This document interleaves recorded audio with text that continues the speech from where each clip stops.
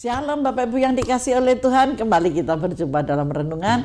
Kita sehat, kita kuat. Salam sejahtera buat semuanya dimanapun saudara berada. Haleluya.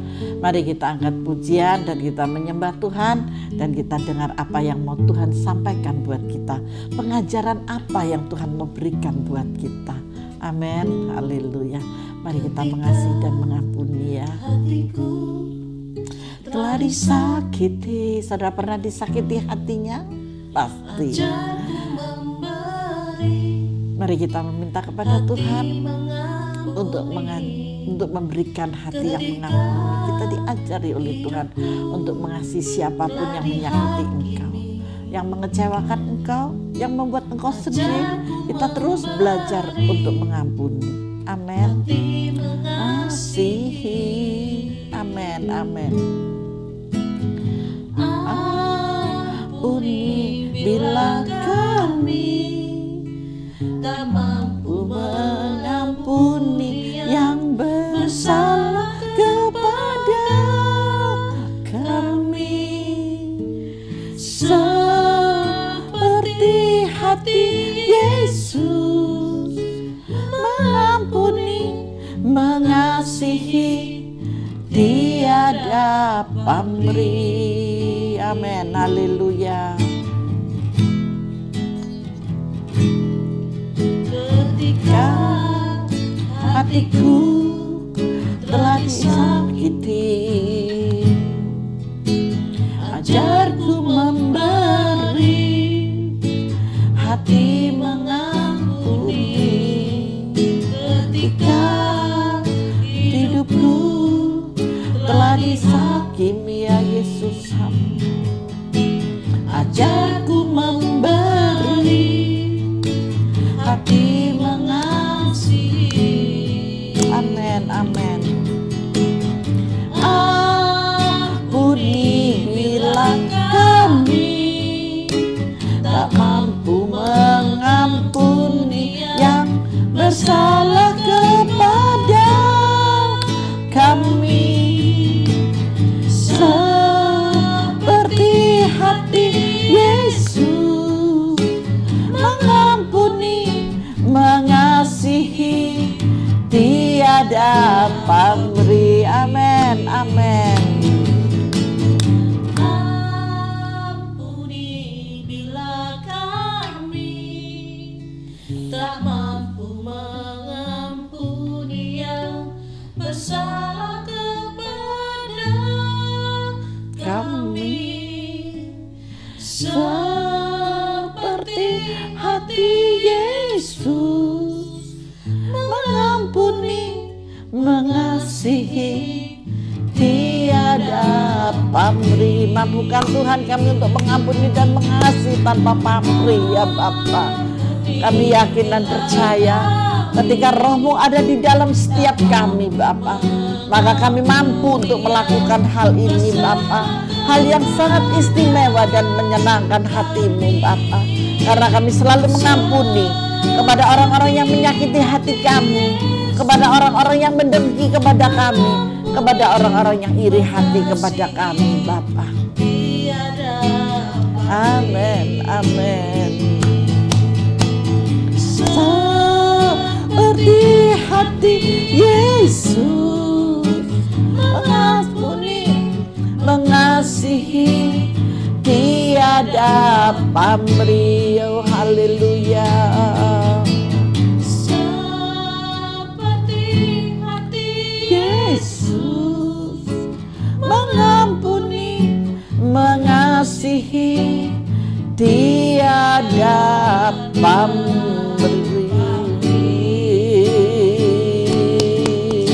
Haleluya. Mari kita sembah Dia. Haleluya. Haleluya. Haleluya.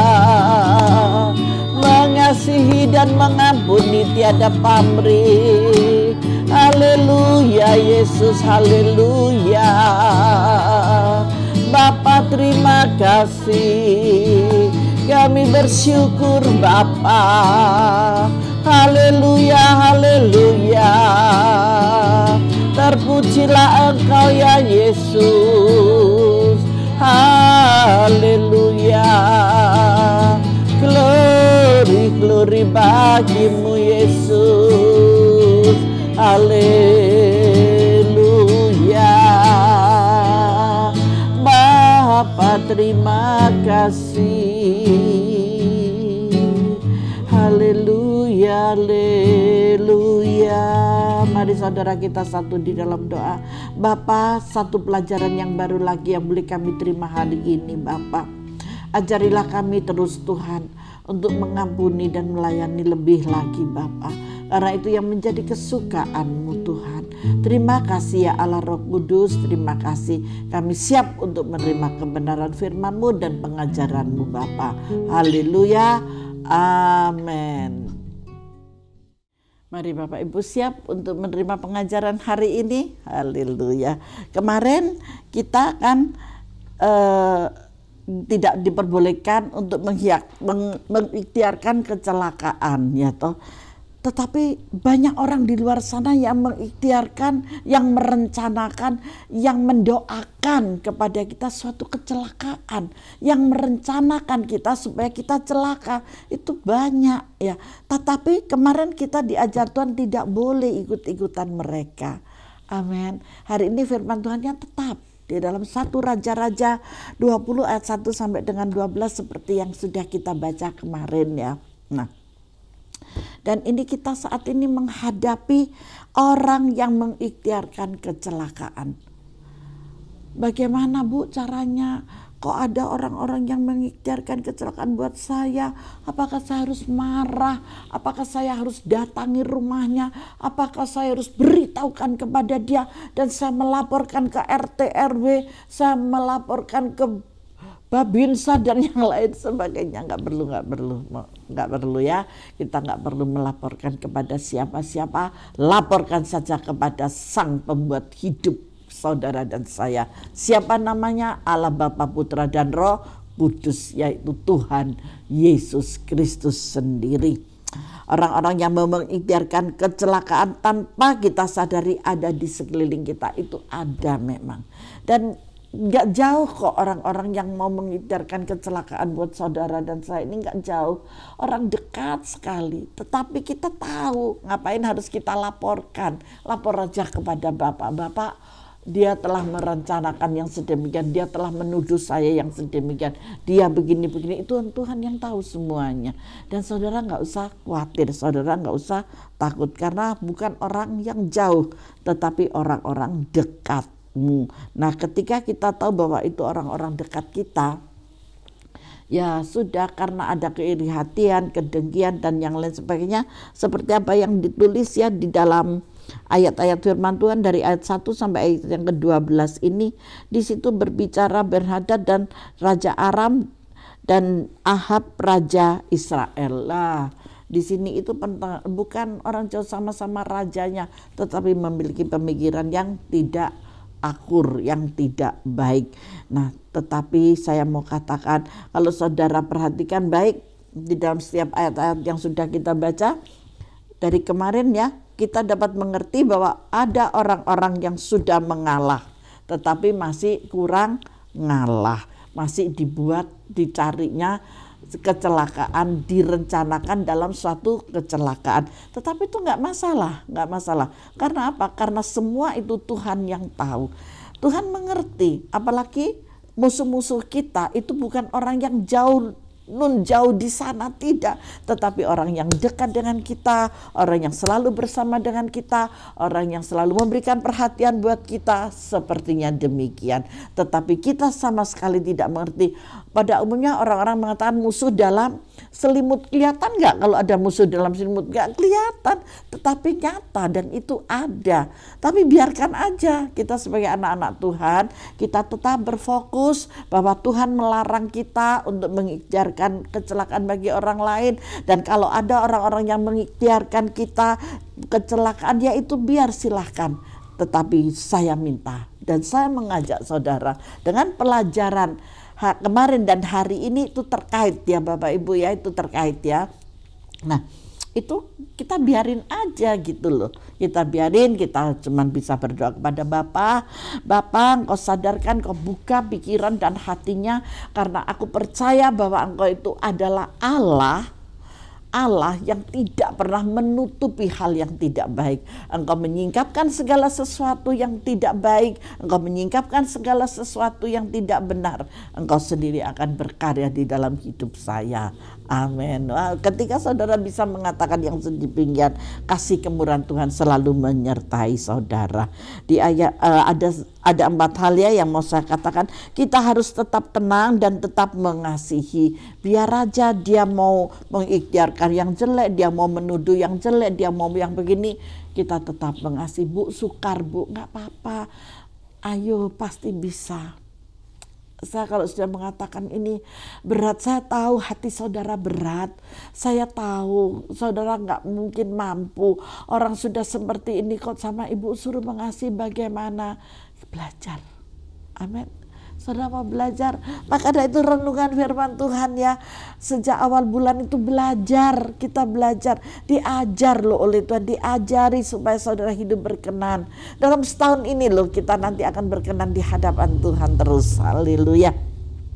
Yang pertama, kita harus tetap tenang dan tetap mengasihi. Amin. Yang kedua, kita harus tetap berserah kepada Tuhan dan melakukan yang terbaik. Amin. Bisa kita berserah dan melakukan yang terbaik. Berserah di sini bukan berarti menyerah. Ada orang yang ketika dalam tekanan kemudian berkata, aku sudah tidak kuat lagi, aku menyerah kepada Tuhan. Itu namanya bukan berserah, tetapi menyerah sebab menyerah artinya kita tidak berbuat apa-apa. Berserah artinya kita menunggu apa yang Tuhan mau, dan setelah kita tahu apa yang Tuhan mau, kita lakukan dengan yang terbaik dan Allah akan menyempurnakan segalanya bagi kita. Haleluya, Tuhan selalu memberkati. Amin. Nah, ketika kita berserah, itu bukan berarti total wis aku berserah, tetapi mengalir apa yang Tuhan mau, jadilah menurut kehendak-Mu. Kehendak Bapa pasti adalah yang terbaik buat saya. Kehendak Tuhan, cara pengaturan Tuhan dalam hidup saya adalah yang teristimewa buat saya. Yakin dan percayalah, di sini saudara akan memperoleh buah-buah roh yang manis rasanya, yang Tuhan berikan dari sorga diberikan kepada saudara sebagaimana sorgawi, sebagai makanan yang mengenyangkan di dalam roh dan jiwamu. Ada amin. Berserah total, bukan berserah mengaliri kehendak Tuhan yang jadi. Kalau ini ya sudah aku hadapi ini, tapi kalau Tuhan mau yang ini ya sudah aku yang ini gitu. Jadi dihadapi. Ya, hal yang ketiga, kita harus menjaga hati agar kita tetap memiliki motivasi yang benar. Jaga hati dengan baik. Jangan sampai ketika ada orang mengikhtiarkan kecelakaan kepada kita, kemudian kita dikuasai oleh dendam. Nggak perlu dendam. Kalau ada orang itu nggak suka, orang itu merencanakan yang tidak baik, orang itu menuduh saudara yang tidak baik, orang itu merencanakan, yang berikhtiar itu kan merencanakan yang tidak baik. Oh nanti tak buat gini, kelicikannya mulai muncul. Saudara nggak perlu ikut-ikut licik, terus saudara nggak perlu ikut-ikut dendam, nggak usah. Saudara tetap aja bersyukur, gunakan syukur. Saya kalau sudah sedih Bapak Ibu, kalau saya sudah diperhadapkan dalam hal ini, hal perencanaan yang tidak baik dalam pengikhtiaran ini, saya cuma katakan, Bapa terima kasih. Itu bukan dipujikan di mulut aja loh ya, tapi keluar dari hati. Bapa terima kasih. Bapakku bersyukur sebab Engkau baik bagiku. Tiada yang bisa menyamai kasih-Mu untuk mengasihi diriku. Aku Ku percaya hanya Engkau Tuhan yang memberikan kasih tulus dan sejati. Ketika saudara bisa mengatakan yang sedemikian, itu engkau rasakan sampai ke tulang-tulangmu. Engkau akan menyadari bahwa di sekelilingmu itu tidak ada orang yang baik denganmu. Di sekelilingmu itu banyak orang-orang yang mengikhtiarkan yang jahat untukmu, kecuali Yesus, Roh Kudus yang menyertai engkau. Amin. Yang menyertai saudara dan saya. Dia tidak pernah mengikhtiarkan yang jahat buat kita. Dia selalu mengikhtiarkan yang the best, yang terbaik buat saudara dan saya. Maka ketenangan itu akan kau peroleh. Amin. Ketika ketenangan itu ada, engkau silakan untuk meneteskan air matamu. Bukan air mata kesedihan, tetapi air mata pembelaan dan sukacita. Engkau sukacita karena engkau dibela oleh Tuhan. Ketika engkau merasa ada pembelaan dari Tuhan, di situ kuasa Tuhan dinyatakan dalam hidupmu. Haleluya, Tuhan dahsyat ya buat kita ya. Hari ini kita diajarkan untuk berserah dengan total dan Tuhan memberikan yang terbaik. Hal yang ketiga, kita harus menjaga hati agar kita tetap memiliki motivasi yang benar. Jangan sampai ketika ada orang mengikhtiarkan kecelakaan kepada kita, terus kemudian kita dikuasai oleh dendam. Itu nggak boleh lagi. Dikuasai oleh kebencian dan kepahitan, nggak perlu. Itu rugi sendiri. Nggak usah dendam, nggak usah benci, nggak usah pahit. Ikutin aja apa yang dia mau. Semuanya ini dapat menghancurkan hidup kita kalau saudara ada di sana. Kalau saudara dendam, kalau saudara pahit dan yang lain sebagainya, biar aja, biar aja. Hidup ini adalah kesempatan. Berikan kesempatan buat orang-orang yang mengikhtiarkan kecelakaan buat saudara. Tetapi kalau kita menjaga hati kita, motivasi kita tetap benar, yaitu supaya nama Tuhan dipermuliakan, maka disitulah kita akan melihat campur tangan Tuhan yang luar biasa. Kalau Daud menang terhadap Goliat karena dia punya motivasi yang luar biasa, yaitu supaya seluruh bumi tahu bahwa Israel mempunyai Allah. Itu motivasinya Daud. Amin. Ketika Daud memiliki motivasi yang sedemikian, apa yang terjadi? Tuhan berikan kemenangan. Daud yang kecil tidak memiliki senjata apa-apa, hanya sebuah ketopel dengan batu-batu kali yang kecil. Dia bisa menembus pada jidatnya Goliat dan dia jatuh. Bukan pakai dor loh, tapi pakai ketopel tas gitu. Haleluya. Saudara juga punya ketopel sorgawi. Amin. Yaitu Roh Kudus. Pakai Roh Kudus untuk terus memberikan kekuatan dan penghiburan buat engkau. Hal yang keempat, kita harus tetap beriman dan bertekun dalam segala hal. Kita harus tetap beriman bahwa kalau Tuhan menghendaki, maka semuanya pasti jadi. Kalau Tuhan tidak menghendaki, semuanya akan gagal. Dalam segala perencanaan manusia, itu Tuhan yang tahu. Di dalam Yeremia akan mengatakan, ya Tuhan, hanya Engkau yang tahu untuk merencanakan semuanya. Dalam Yeremia 10:23 ya, dikatakan hanya Engkau yang tahu Tuhan, dan semuanya itu Engkau yang merencanakan di dalam kehidupanku. Apapun yang Tuhan tidak kehendaki tidak mungkin terjadi. Pegang dengan iman, lalu tekun dalam segala hal, karena di balik ketekunan kita akan selalu melihat tangan Tuhan turun untuk mengerjakan perkara-perkara yang dahsyat di dalam kehidupan saudara. Oh haleluya. Masih ingat berapa hal untuk menghadapi orang-orang yang mengejarkan kecelakaan buat kita? Ada 4 hal. Apa aja? Kita harus tetap tenang dan tetap mengasihi. Belajar gak bisa Bu, belajar pasti bisa. Hal yang kedua, harus tetap berserah kepada Tuhan dan melakukan yang terbaik. Amin. Buat manusia, terlebih buat Tuhan ya.